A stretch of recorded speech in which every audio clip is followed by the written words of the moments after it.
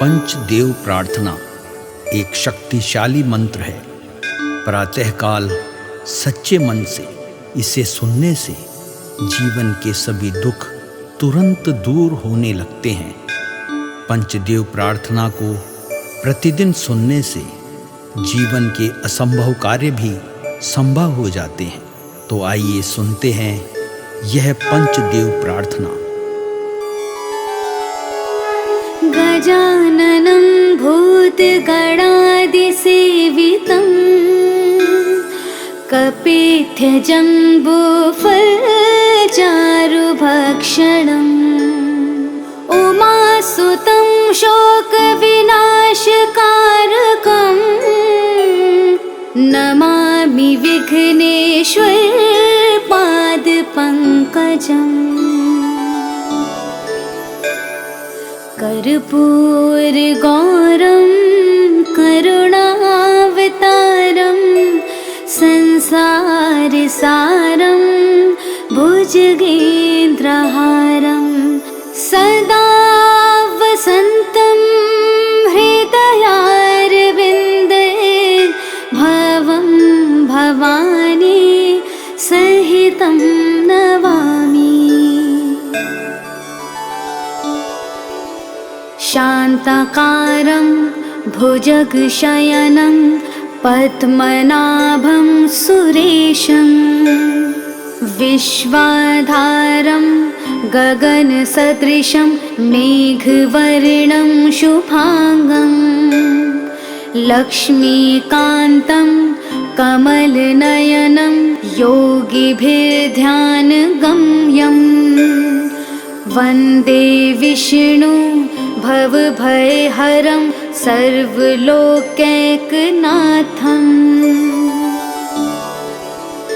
नीलाम्बुजश्यामलकोमलाङ्गं सीतासमारोपितवामभागं पाणो महासायकचारुचापं नमामि रामं रघुवंशनाथम्। मनोजवं मारुततुल्यवेगं जितेन्द्रियं बुद्धिमतां वरिष्ठं वातात्मजं वानुरयूथमुख्यं श्रीरामदूतं शरणं प्रपद्ये। करारविन्देन पादारविन्दं मुखारविन्दे विनिवेशयन्तं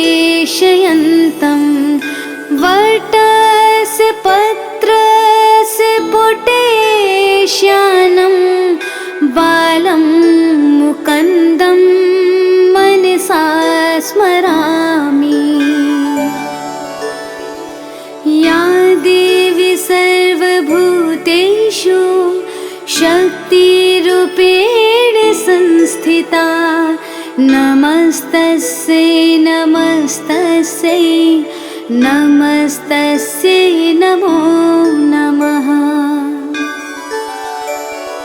नीलाञ्जनासमाभासं रविपुत्रं यमाग्रजं छायामार्तण्डसम्भुतं तं नमामि शनैश्चरम्।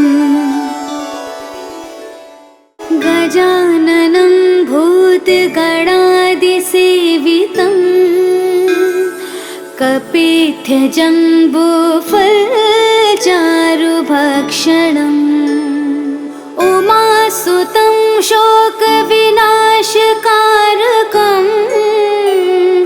नमामि विघ्नेश्वर पादपङ्कजम्। कर्पूरगौरं करुणावतारं संसारसारं भुजगेन्द्रहारं सदा वसन्तं हृदयारविन्दे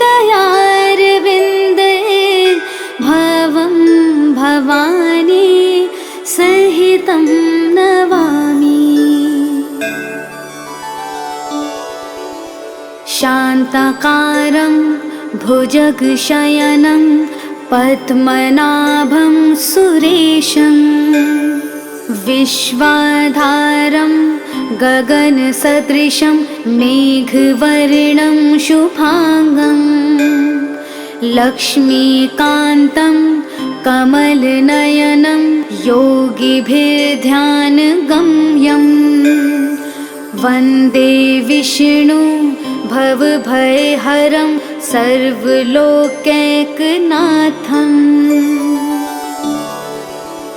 नीलाम्बुजश्यामलकोमलाङ्गं सीतासमारोपितवामभागं पाणो महासायकचारुचापं नमामि रामं रघुवंशनाथम् मनोजवं मारुततुल्यवेगं जितेन्द्रियं बुद्धिमतां वरिष्ठं वातात्मजं वानुरयोधमुख्यं श्रीरामदूतं शरणं प्रपद्ये करारविन्देन पादारविन्दं मुखारविन्दे विनिवेशयन्तं वटस्य पत्रस्य पुटेश्यानं बालं मुकुन्दं मनसा स्मरामि। या देवी सर्वभूतेषु शक्तिरूपेण संस्थिता नमस्तस्यै नमस्तस्यै नमस्तस्यै नमो नमः। नीलाञ्जनासमाभासं रविपुत्रं यमाग्रजं छायामार्तण्डसम्भुतं तं नमामि शनैश्चरम् गजाननं भूतगणादिसेवितं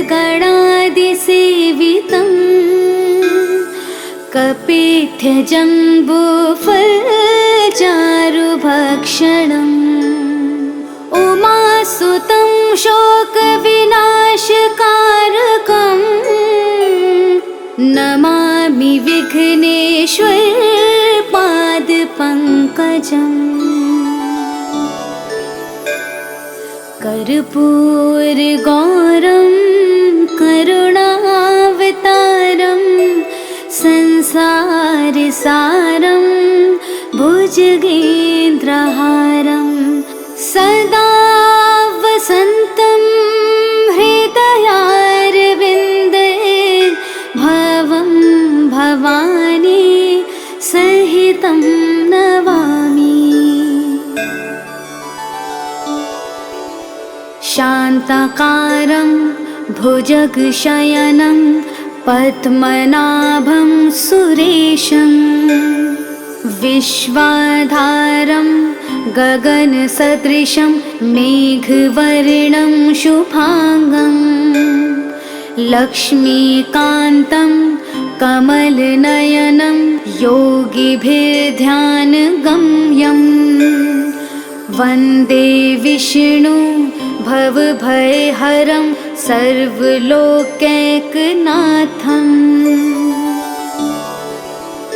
नीलाम्बुजश्यामलकोमलाङ्गं सीतासमारोपितवामभागं पाणो महासायकचारुचापं नमामि रामं रघुवंशनाथम् मनोजवं मारुततुल्यवेगं जितेन्द्रियं धीमतां वरिष्ठं वातात्मजं वानुरयोधमुख्यं श्रीरामदूतं शरणं प्रपद्ये। करारविन्देन पादारविन्दं मुखारविन्दे विनिवेशयन्तं वटस्य पत्रस्य पुटेश्यानं बालं मुकुन्दं मनसा स्मरामि। या देवी सर्वभूतेषु शक्तिरूपेण संस्थिता नमस्तस्यै नमस्तस्यै नमस्तस्यै नमो नमः। नीलाञ्जनासमाभासं रविपुत्रं यमाग्रजं छायामार्तण्डसम्भुतं तं नमामि शनिश्चरम्। गजाननं भूतगणादिसेवितं कपित्थजम्बूफलचारुभक्षणम् उमासुतं शोकविनाशकारकं नमामि विघ्नेश्वरपादपङ्कजम्। कर्पूरगौरं करुणावतारं संसारसारं भुजगेन्द्रहारं सदा वसन्तं हृदयारविन्दे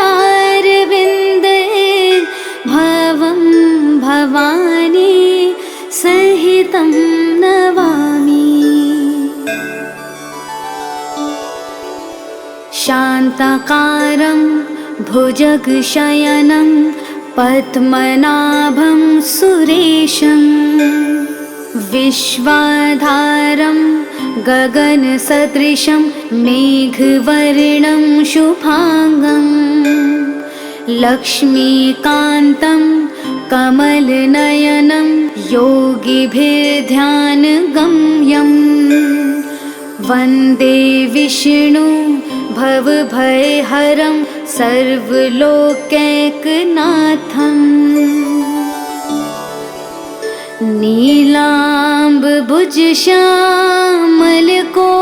नीलाम्बुजश्यामलकोमलाङ्गं सीतासमारोपितवामभागं पाणो महासायकचारुचापं नमामि रामं रघुवंशनाथम्।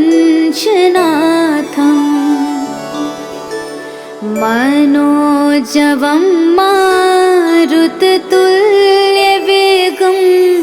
जितेन्द्रियं बुद्धिमतां वरिष्ठं वातात्मजं वानुरयोधमुख्यं श्रीरामदूतं शरणं प्रपद्ये। करारविन्देन पादारविन्दं मुखारविन्दे विनिवेशयन्तं वटस्य पत्रस्य पुटेश्यानं बालं मुकुन्दं मनसा स्मरामि। या देवी सर्वभूतेषु शक्तिरूपेण संस्थिता नमस्तस्यै नमस्तस्यै नमस्तस्यै नमो नमः। नीलाञ्जनासमाभासं रविपुत्रं यमाग्रजं छायामार्तण्डसम्भुतं तं नमामि शनिश्चरम्। गजाननं भूतगणादिसेवितं कपित्थजम्बूफलचारुभक्षणम्। उमासुतं शोकविनाशकारकम् नमामि विघ्नेश्वरपादपङ्कजम्। कर्पूरगौरं करुणावतारं संसारसारं भुजगेन्द्रहारं सदा वसन्तं हृदयारविन्दे भवं भवानी सहितं नमामि। शान्ताकारं भुजगशयनं पद्मनाभं सुरेशं विश्वाधारं गगनसदृशं मेघवर्णं शुभांगं लक्ष्मीकान्तं कमलनयनं योगिभिर्ध्यानगम्यं वन्दे विष्णु भवभयहरं सर्वलोकैकनाथम्।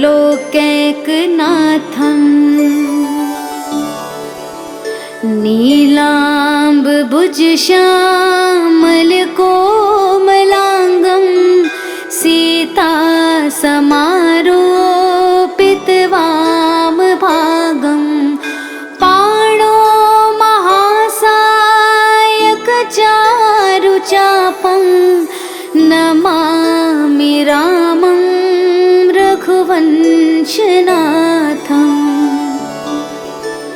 मनोजवं मारुततुल्यवेगं जितेन्द्रियं बुद्धिमतां वरिष्ठं वातात्मजं वानुरयूथमुख्यं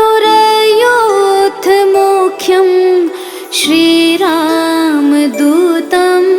शरणं प्रपद्ये। करारविन्देन पादारविन्दं मुखारविन्दे विनिवेशयन्तं वटस्य पत्रस्य पुटेश्यानं बालं मुकुन्दं मनसा स्मरामि। या देवी सर्वभूतेषु शक्तिरूपेण संस्थिता नमस्तस्यै नमस्तस्यै नमस्तस्यै नमो नमः। नीलाञ्जनासमाभासं रविपुत्रं यमाग्रजं छायामार्तण्डसम्भुतं तं नमामि शनिश्चरम्। गजाननं भूतगणादिसेवितं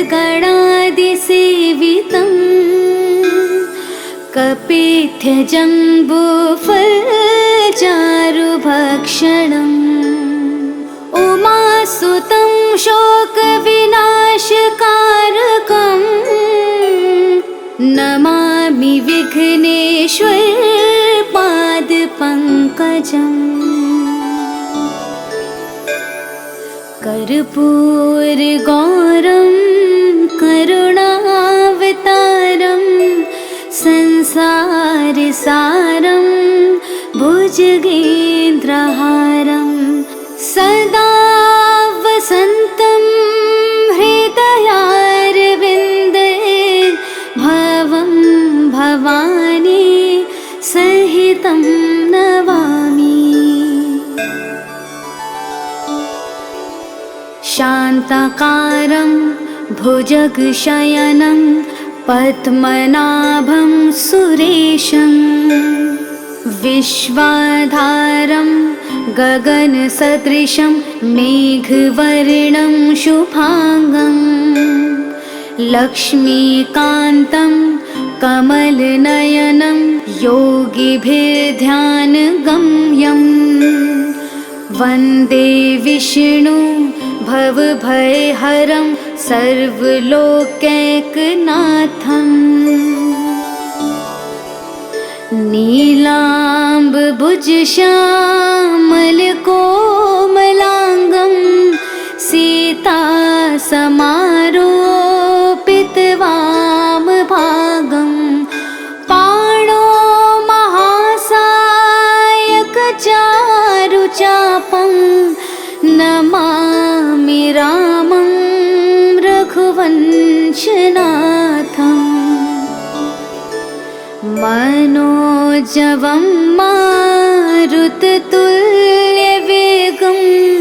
जितेन्द्रियं बुद्धिमतां वरिष्ठं वातात्मजं वानुरयोधमुख्यं श्रीरामदूतं शरणं प्रपद्ये करारविन्देन पादारविन्दं मुखारविन्दे विनिवेशयन्तं वटस्य पत्रस्य पुटेश्यानं बालं मुकुन्दं मनसा स्मरामि।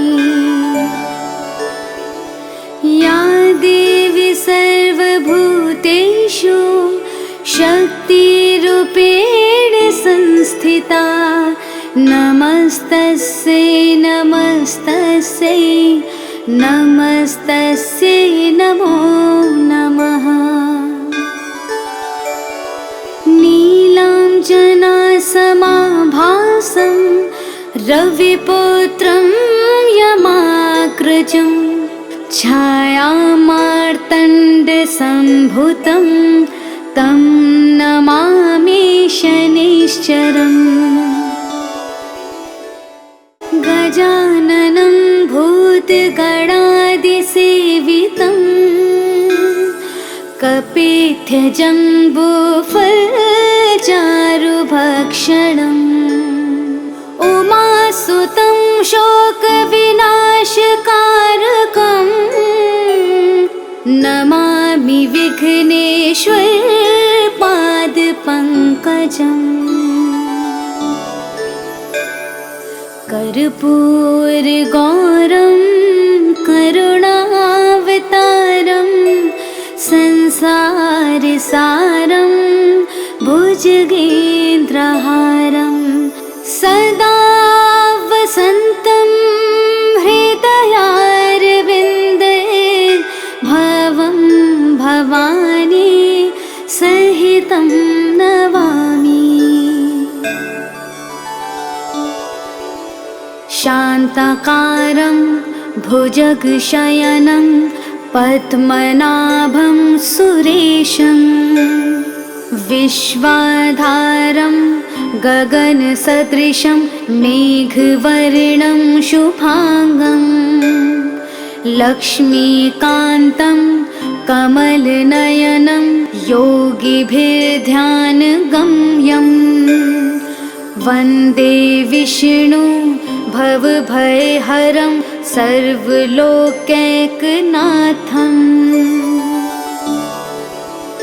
नीलाम्बुजश्यामलकोमलाङ्गं सीतासमारोपितवामभागं पाणो महासायकचारुचापं नमामि रामं रघुवंशनाथम्